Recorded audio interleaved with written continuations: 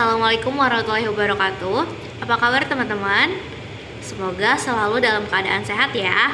Nah, hari ini kita akan bahas tentang soal TO yang udah teman-teman kerjain. Kita bahas dari soal penalaran umum nomor 1 sampai 20. Kita mulai dulu dari soal nomor 1. Setelah membaca paragraf di atas, soal yang pertama yaitu manakah pernyataan yang tepat berdasarkan teks tersebut? Kita lihat bahas satu-satu ya. Untuk option A, tindakan pencurian dengan pemberatan narkotika dan pencurian kendaraan bermotor menjadi jenis kejahatan terbawah di Indonesia pada kurun waktu 2015 sampai 2017. Apakah ini betul?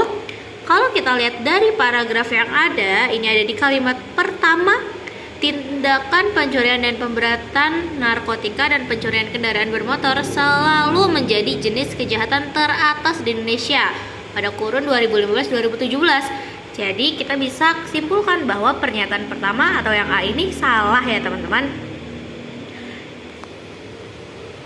Oke, kita lanjut untuk opsi yang kedua, yang B.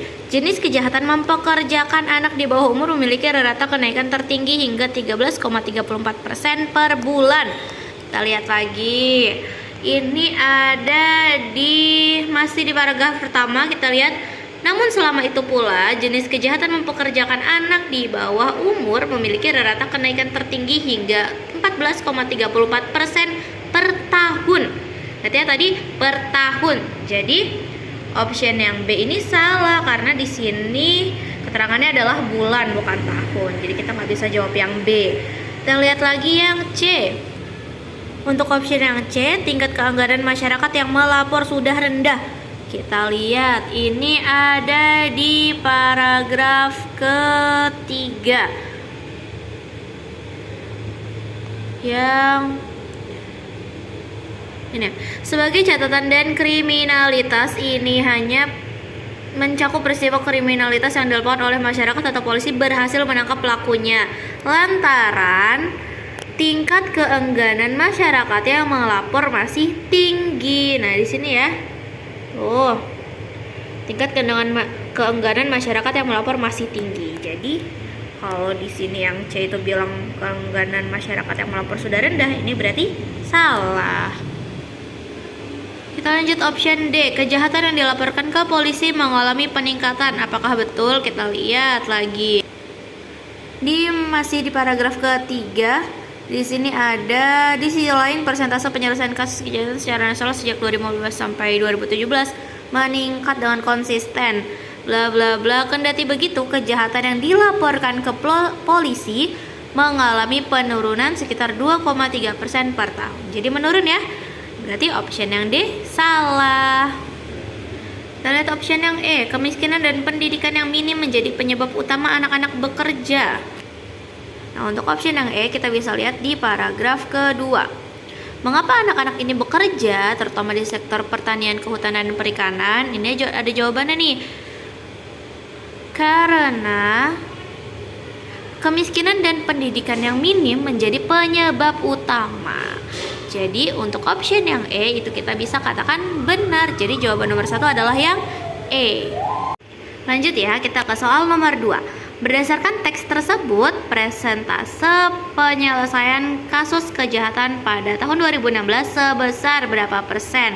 Kita lihat di paragrafnya. Nah, setelah kita lihat paragrafnya, ini ada di paragraf nomor 3, kalimat pertama dan kedua. Di sisi lain, persentase penyelesaian kasus kejahatan secara nasional sejak 2015 sampai 2016 meningkat secara konsisten. Masing-masing ini disebutin tahun 2015 itu meningkat sekitar 58,13%, 2016 58,78%, dan 2017 63%. Jadi untuk ini jawabannya adalah yang kita ambil yang 2016, jadi 58,74%. Kita lanjut ke soal nomor 3. Jika kemiskinan dan pendidikan yang minim masih merajalela, maka jenis kejahatan mempekerjakan anak di bawah umur meningkat. Nah, kemiskinan dan pendidikan yang minim masih merajalela, maka kesimpulan yang tepat untuk itu apa? Kita lihat ya. Kan jika kemiskinan dan pendidikan yang minim masih merajalela, maka jenis kejahatan mempekerjakan anak di bawah umur meningkat. Maka jika pernyataannya kemiskinan dan pendidikan yang minim masih merajalela, kesimpulannya adalah yang option B, jenis kejahatan mempekerjakan anak di bawah umur meningkat. Kita lanjut ke soal nomor 4. Ini masih sama ya dari paragraf yang udah teman-teman baca sebelumnya. Kesimpulan yang tepat berdasarkan teks tersebut adalah apa? Yang paling benar kita bisa jawab yang option E. Kita tidak perlu ragu untuk melaporkan jenis kejahatan apapun kepada pihak berwenang. Nah, kesimpulan untuk teks tersebut itu bisa diambil berdasarkan paragraf terakhir dari teks yang udah teman-teman baca sebelumnya. Oke, kita lanjut next ke soal nomor 5.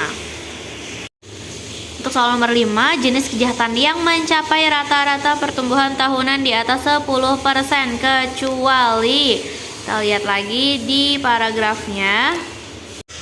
Dari tabel ini kita bisa lihat rata-rata pertumbuhan tindak kriminal dari tahun 2015 sampai 2017.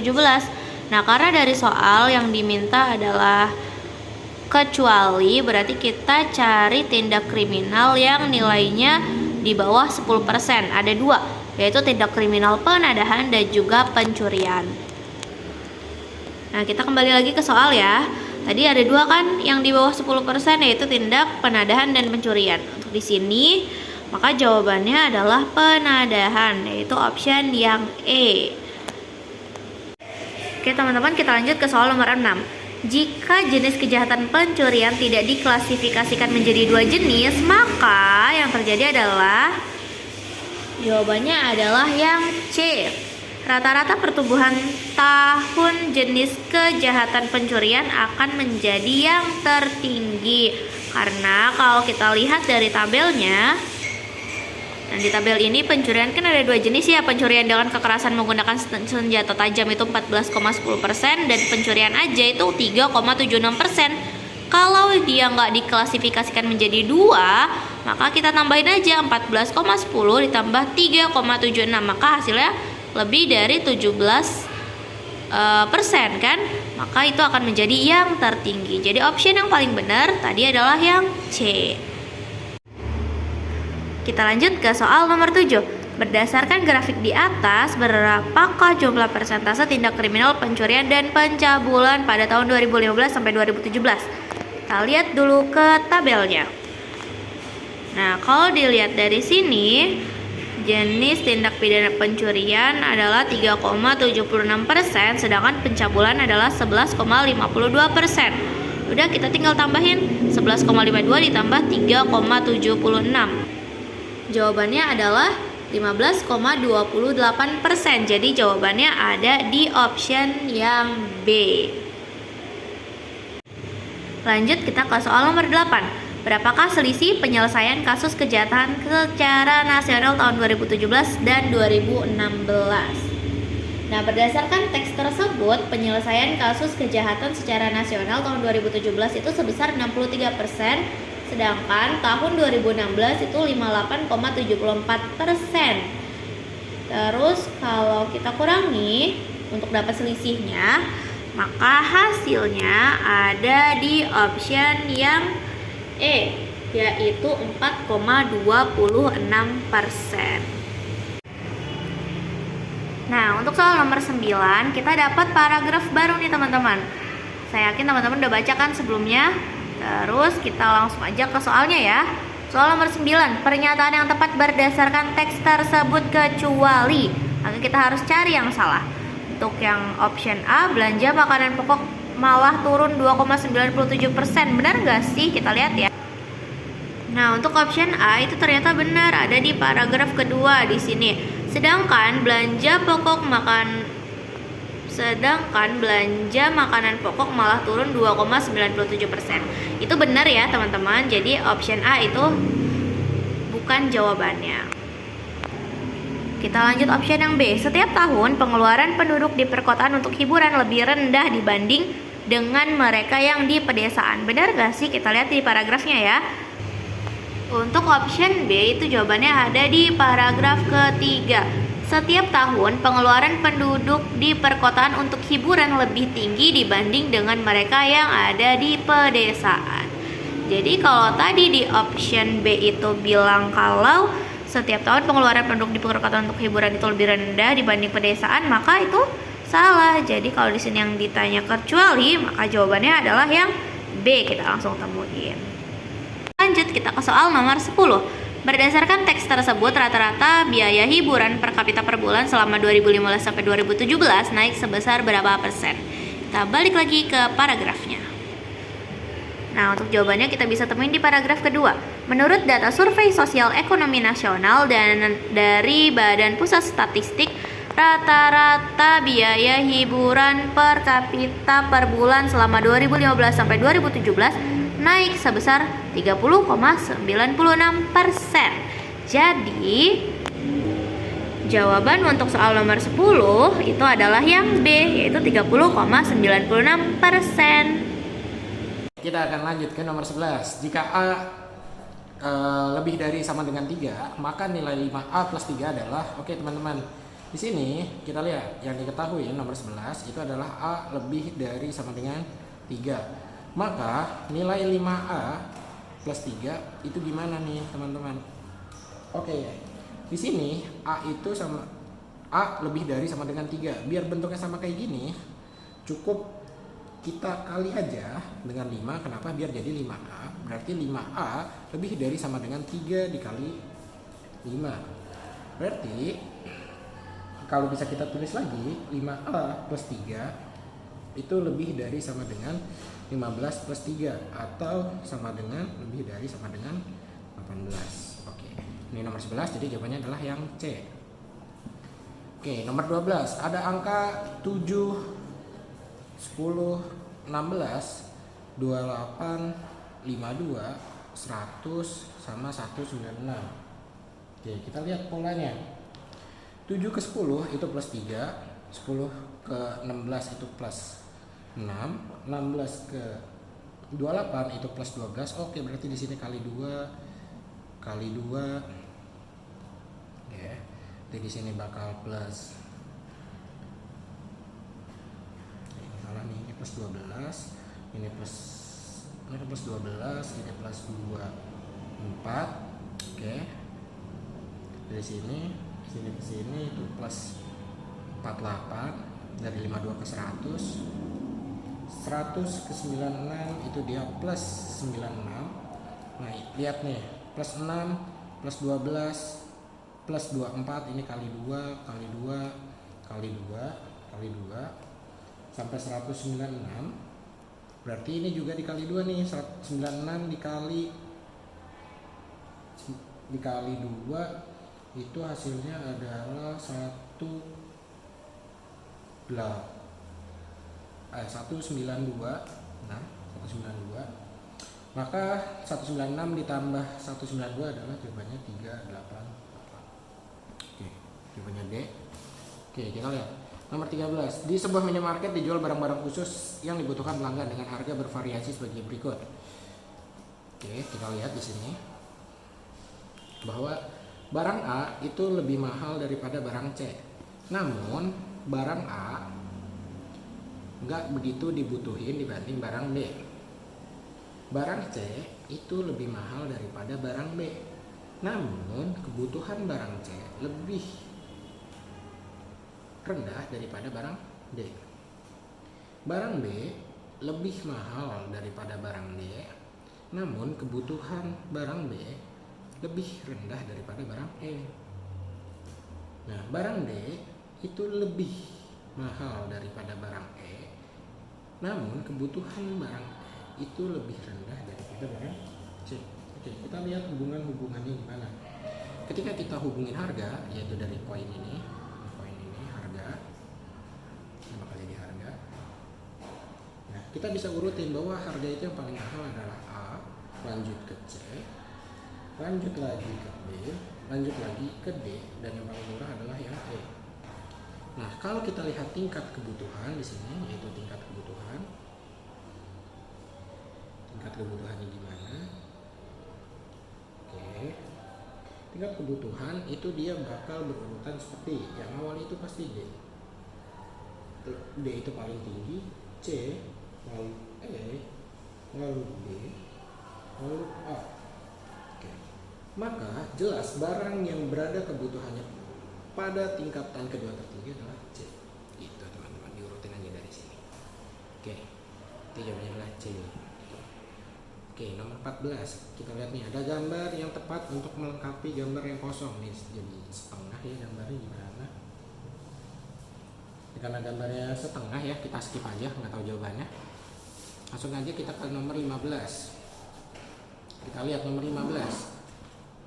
Nomor 15, Babai berhasil membuka kotak berangkas ayahnya dengan terus mencoba beberapa kode. Saat ayahnya tahu Babai bisa membuka berangkas tersebut, sang ayah kaget. Ternyata kode yang Babai masukkan berbeda dengan kode yang diterapkan ayahnya. Jika Babai bisa membuka kotak berangkas tersebut dengan kode WTVZUZTU, padahal yang dibuat ayahnya adalah OMPUQWRT. Maka saat ayahnya menetapkan kode GQNTVQXY,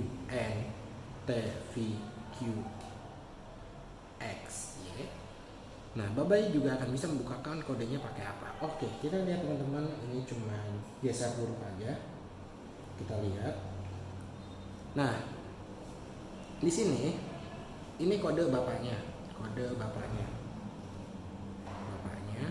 dan ini kode dari anaknya. Nah, kode dari bapaknya ini, kode ayahnya ini. Berarti kita jawab nih, kita tulis ulang bahwa OMPUQWRT menjadi WTVZUZTU. Oke, kita lihat hubungan antar ini. O ke W itu bakal berubah berapa? Ternyata plus 8. Kalau nanti teman-teman urutin, M ke T itu bakal plus 7, P ke V itu bakal plus 6, U ke Z itu bakal plus 5, dan seterusnya. Jadi mundur terus teman-teman hingga T ke U itu plus 1. Maka pola ini juga diterapin JQNTVQX. Iya. Nah, ini tinggal teman-teman terapin polanya, ini plus 8 hingga Y plus 1. Oke. Maka kalau kita lihat ketika J itu diterap plus 8, dia bakal jadi T. Dan Y ketika diterjemahkan ke 1 bakal jadi Z. Kita lihat T yang akhirnya Z ada 2, nanti teman-teman urutin aja. Ini bakal ketemu yang jawabannya A. Oke, sesuai pola yang ini ya. Plus 8, plus 7, plus 6, plus 5, plus 4, plus 3, plus 3, plus 1.